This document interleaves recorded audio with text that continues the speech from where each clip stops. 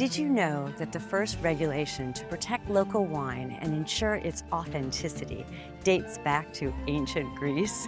Greece is home to a remarkable array of certified, authentic wines, ensuring they are crafted in specific areas with traditional methods. Meet some of the most interesting wine varieties which have elevated Greece to an international destination for wine tourism.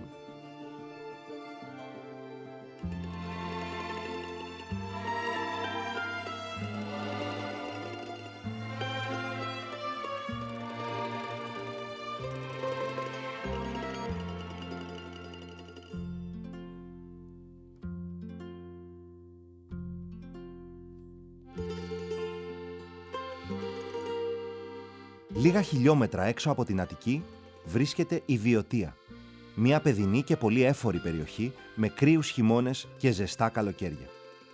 Απαραίτητη φυσικά εδώ είναι μία στάση στην όμορφη Λιβαδιά, την πρωτεύουσα της Βιωτίας και τις πηγές της Κρίας, ένα τοπίο φυσικού κάλους με μικρούς καταράκτες, πυκνή βλάστηση και πέτρινα γεφύρια. Επόμενη στάση στη Θήβα, την τρίτη αρχαιότερη πόλη της Ευρώπης και μία από τις αρχαιότερες του κόσμου. Η Βιωτία είναι μία από τις πιο έφορες περιοχές της Ελλάδας, αφού κατέχει σημαντικό ποσοστό καλλιεργήσιμων εκτάσεων στις πεδιάδες της. Η έφορη γη της ευνοεί την καλλιέργεια αμπελιών, μία παράδοση που ξεκινά από την αρχαιότητα. Εμείς σήμερα ήρθαμε στην Αλίαρτο, μία κομμόπολη της Βιωτίας, για να μάθουμε τα μυστικά της φημισμένης ρετσίνας Βιωτίας. Νίκο, καλησπέρα. Γεια σου, Τύρι. Τι κάνεις? Καλά, εσύ, όλα καλά. Όλα καλά, όλα καλά. Πού είμαστε, τι όμορφα που είναι εδώ? Είμαστε σε ένα πανέμορφο μέρος που είναι η κήπη του Αλιάρτου. Κήπη του Αλιάρτου. Και γιατί θα μιλήσουμε? Θα μιλήσουμε για τη ρετσίνα Βιωτίας. Από ποιες ποικιλίες σταφυλιών? Οι ποικιλίες που χρησιμοποιούμε είναι σαββατιανό κεροδίτης και μάλιστα είναι ποικιλίες οι οποίες είναι πολύ παλιές στην περιοχή μας. Και ποια είναι τα χαρακτηριστικά της ρετσίνας Βιωτίας? Έχουμε ελαφριά αίσθηση της ρετσίνας στη μύτη, μαλακό στο στόμα με νόστιμη μέτρια οξύτητα και αρώματα του σταφυλιού. Και αυτό γίνεται επειδή το τερουάρ της περιοχής είναι εξαιρετικό. Αυτή είναι η θεωρία. Πάμε λοιπόν να δοκιμάσουμε και στην πράξη τι κάνουμε.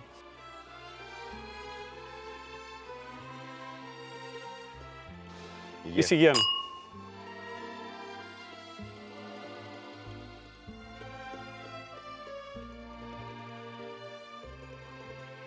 Καλοκαίρι στην Ελλάδα, τηγανιτό καλαμαράκι, τηγανιτός μπακαλιάρος χορδαλιά ή με διάφορα όστρακα και γενικά με πάρα πολλούς μεζέδες και με τον τρόπο ζωής, η ρετσίνα ταιριάζει και αναδεικνύει αυτά τα φαγητά. Και το χαρακτηριστικό του είναι και το χρώμα του. Μιλάμε για ένα και χρυμπαρένιο χρώμα, το οποίο το βάζουμε στη μύτη, έχει ελαφριές νότες ρετσίνη και με τις σύγχρονες τεχνικές συνοποίησεις έχουμε τα αρώματα του σταφυλιού, ένα από τα τυπικό αρώματα του σαββατιανού είναι το αχλάδι και γενικά διάφορα ελαφριά περιοδή και στο στόμα είναι μαλακό, ευκολόπιωτο, είναι γευστικό, έχει πλούτο στο στόμα, έχει όγκο και γι' αυτό το λόγο ταιριάζει και με πάρα πολλές επιλογές. Και του χρόνου στο μέτρο. Και του χρόνου στο μέτρο.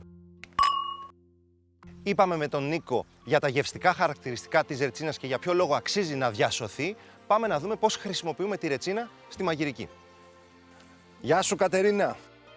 Τι κάνεις? Μια χαρά. Τι θα κάνουμε? Θα κάνουμε μια παραδοσιακή συνταγή, κουλουράκια ρετσίνας. Πάμε να δούμε τι υλικά θα χρειαστούμε. Χρειαζόμαστε ηλιέλαιο, Ωραία. τη ρετσίνα μας, Ωραία. ζάχαρη, βανίλιες, baking powder, το αλεύρι μας και το σουσάμι. Και σουσάμι. Πώς ξεκινάμε τώρα? Βάλαμε ένα ποτήρι λάδι, θα βάλουμε ένα ποτήρι από τη ρετσίνα, 4 κουταλιές ζάχαρη και ανακατεύουμε λίγο να λιώσει λίγο η ζάχαρη. Θα ρίξουμε μέσα στο αλεύρι μία κουταλιά baking powder, μέσα στη ζύμη ρίχνουμε τις βανίλιες. Πρέπει να ανακατευτεί για να γίνει η ζύμη μας ωραία και μαλακιά.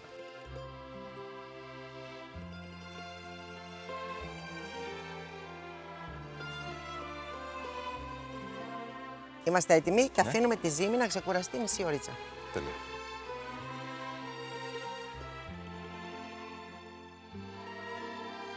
Έχει ξεκουραστεί η ζύμη. Βεβαίως, και ξεκινάμε τώρα να τα πλάσουμε.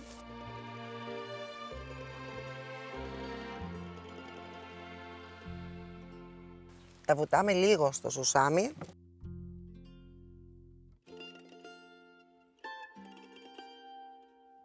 Θα ψήσουμε στους 160 βαθμούς για περίπου 20 λεπτά. Τοποθετούμε και το τελευταίο και είμαστε έτοιμοι να πάμε στο φούρνο.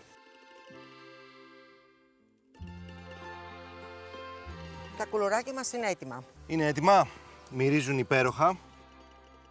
Τα συνοδεύετε με καφέ, τσάι, μετά το φαγητό, Ναι, τα ναι, πάντα ναι, όλα. βέβαια, Εκείνες βέβαια. τις μέρες φαντάζομαι.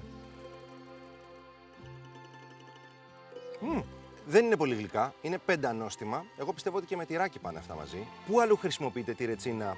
Και στη μαγειρική. Τη χρησιμοποιείτε? Ναι, ναι, ναι. Μια συνταγή. Σε λεμονάτο. Θα την κρατήσω τη συνταγή, Κατερίνα. Μου επιτρέπεις? Να την κρατήσεις βεβαίως. Γιατί είναι εύκολη και πάρα πολύ νόστιμη. Ευχαριστούμε Σε πολύ. ευχαριστούμε πολύ. Ακολουθήστε μας στον επόμενο προορισμό μας για να γνωρίσουμε και άλλα αλκοολούχα ποτά της Ελλάδας.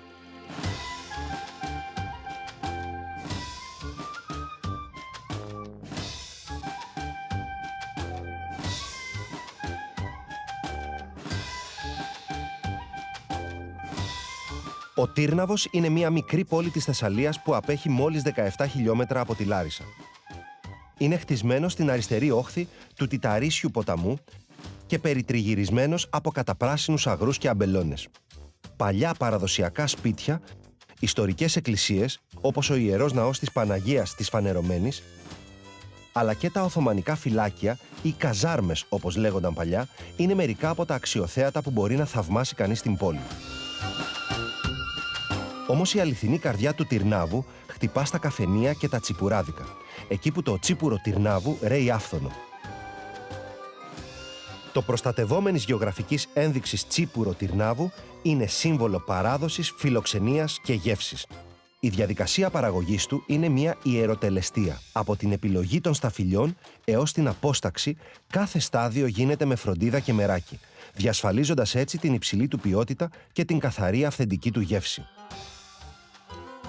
Αστέρι, τι βλέπουμε μπροστά μας και τι έχουμε πίσω μας? Νότια είναι ο Τυρνάβος και δυτικά βρίσκεται η αμπελουργική ζώνη του Τυρνάβου. Βρισκόμαστε σε μια αμπελουργική περιοχή.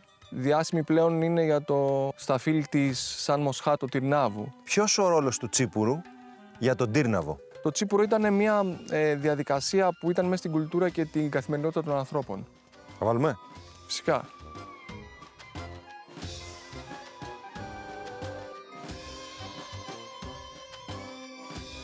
Θυμάσαι το τσίπουρο Τυρνάβου να είναι διάσημο από τότε που ήσουν μικρός? Προφανώς. Τώρα, 3 γενιές πίσω τουλάχιστον, ουσιαστικά το τσίπουρο Τυρνάβου έγινε πουγουέ ως προϊόν απόσταξης στεμφύλων σταφυλής. Μετά τη φιλοξήρα, μετά το 1930, δημιουργήσαμε καινούρια υβρίδια που θα ήταν ανθεκτικά στη φιλοξήρα. Έγινε μια διασταύρωση του Μοσχάτου Αλεξανδρίας, που είναι λευκό μοσχάτο, με ένα σταφύλι το οποίο ήταν Αμβούργου Black, ουσιαστικά ήταν ένα μαύρο σταφύλι. Το οποίο όμως, επειδή καλλιεργήθηκε κατά κόρον στην περιοχή του Τυρνάβου, μετανομάστηκε σε Μοσχάτο Τυρνάβου. Αυτό πλέον είναι πιστοποιημένο προϊόν παγκοσμίως και στη βιβλιογραφία. Ποιες είναι οι προϋποθέσεις που πρέπει να πληρούνται για να έχουμε πιστοποιημένο τσίπουρο Τυρνάβου? Το βασικό και αρχικό είναι ότι πρέπει να προέρχεται από στέμφυλα σταφυλής, τουλάχιστον 50% από μαύρο μοσχάτο Τυρνάβου, και μιλάμε για πιστοποιημένη απόσταξη σε πιστοποιημένα αποστακτήρια. Κύριο χαρακτηριστικό του μαύρου του σταφυλιού είναι το άρωμα. Το αρωματικό του προφίλ. Χαρακτηριστικό είναι ότι έχουμε πάρα πολύ ψηλό άρωμα, ροδοπέταλα κατά βάση. Τελευταία ερώτηση. Με τι πάει το τσίπουρο Τυρνάβου? Πάντα το τσίπουρο συνοδευόταν από μεζέδες από πρώτες ύλες της περιοχής. Εδώ έχουμε για παράδειγμα ελιές, μελιτζάνα τουρσί, φασόλια μαυρομάτικα, πράγματα που έχουν σχέση με αλίπαστα και τουρσί. Αυτή είναι η παραδοσιακή εκδοχή, η οποία τρέχει στο χρόνο πάρα πολύ πίσω. Ευχή, τι ευχηθούμε? Καλή σοδιά. Και καλά νέα αποστάγματα. Καλά νέα αποστάγματα λοιπόν. Στον Τυρνάβο.